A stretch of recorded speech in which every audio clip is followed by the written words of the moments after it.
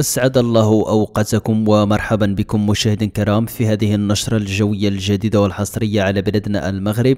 سنرى مشاهدينا الكرام توقعات الطقس خلال يوم غد الثلاثاء 25 من شهر مارس، وكذلك سنرى بحول الله توقعات 10 الأيام القادمة حسب آخر إصدار للنموذج الأوروبي الذي صدر قبل قليل، والذي يشير بحول الله إلى استمرار بعض السقوطات المطرية على بلدنا المغرب، وستعود بحول الله الأجواء إلى الاستقرار طيلة هذا الأسبوع.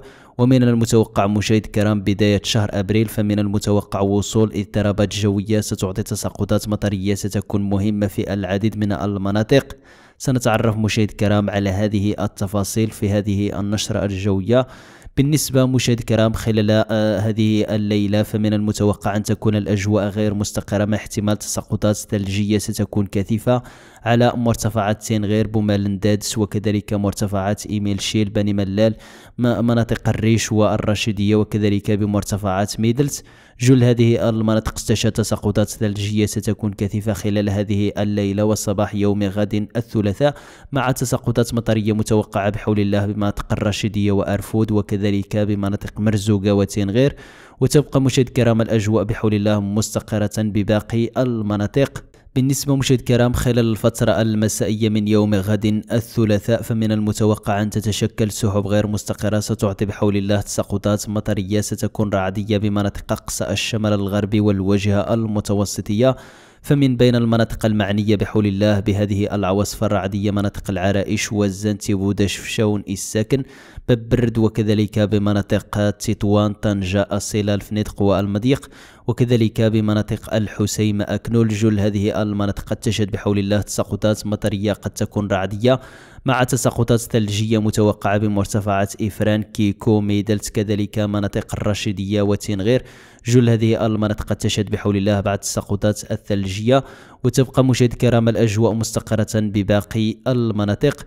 بالنسبة مشاهدينا الكرام يوم الأربعاء 26 من شهر مارس فمن المتوقع أن تعود الأجواء إلى الاستقرار بجل المناطق، مع احتمال بعض القطرات المطرية ستكون ضعيفة بحول الله بالمنطقة الشرقية تحديدا بمناطق وجدة. وتبقى مشاهدينا الكرام الأجواء مستقرة بمناطق سوس بأقصى أقل من الجنوبية، وكذلك بالجنوب الشرقي خلال بحول الله يوم الخميس 27 من شهر مارس. فمن المتوقع مشاهدينا الكرام أن تكون الأجواء بحول الله مستقرة بجل المناطق مع تمركز منخفض جوي في المحيط الأطلسي، وقد تشهد بحول الله مناطق سوس وكذلك مناطق أسازاق وقلميم وطنطان هبوب رياح ستكون قوية مشاهدينا الكرام قد تصل سرعتها إلى 70 كيلومتر في الساعة حسب ما يشير إليه النموذج الأوروبي. وتبقى مشاهدينا الكرام الأجواء مستقرة بباقي المناطق. خلال يوم الجمعة 28 من شهر مارس كذلك ستبقى الأجواء بحول الله مستقرة مع تمركز سحب كثيفة مشاهدينا الكرام على أقصى أقل من الجنوبية قد تعطي بحول الله بعض السقوطات المطرية بمناطق أوسرد وكذلك بمناطق وادي الذهب والقويرة. وتبقى الأجواء بحول الله مستقرة بباقي المناطق. بالنسبة مشاهدينا الكرام يوم الاثنين 31 من شهر مارس فمن المتوقع أن تكون الأجواء كذلك مستقرة مع تمركز سحب كثيفة ستعطي بحول الله تساقطات مطرية بمناطق سوس أكادير وكذلك بالسواحل الأطلسية. وابتداء مشاهدينا الكرام من الفترة المسائية من يوم الثلاثاء بداية شهر أبريل فمن المتوقع بحول الله تساقطات مطرية ستكون محليا مهمة ورعدية وقوية بحول الله بمناطق الرشيدية تنغير مرتفعات الأطلس الكبير والمتوسط، مع تساقطات ثلجية ستكون كثيفة بمناطق ميدلت مرتفعات الظلال بني ملال مناطق الحوز. تساقطات مطرية ستكون رعدية بحول الله بمناطق مراكش شيشاوة بن قرير بني ملال قلعة سراغنا الفقيه بن صالح، كذلك مناطق الفوسفات خريبكا السطات، وكذلك بمناطق خنيفرة إفران بولمان صفرو والحاجب فاس ومكناس والخميسات والرماني، وقد تصل الأمطار إلى مناطق الرباط والدار البيضاء والجديدة. جل هذه المناطق تشهد بحول الله تساقطات مطرية ستكون محليا قوية.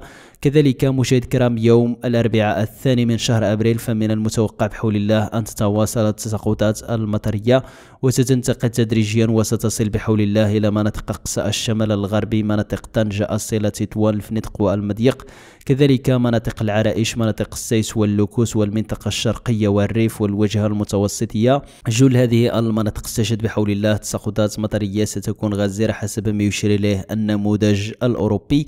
نتمنى مشاهد كرام الثبات لهذه التوقعات على بلادنا المغرب، ونشكركم على المتابعة، وإلى اللقاء. نلتقي يوم غد في نشرة جوية جديدة بحول الله. أكثر التفاصيل.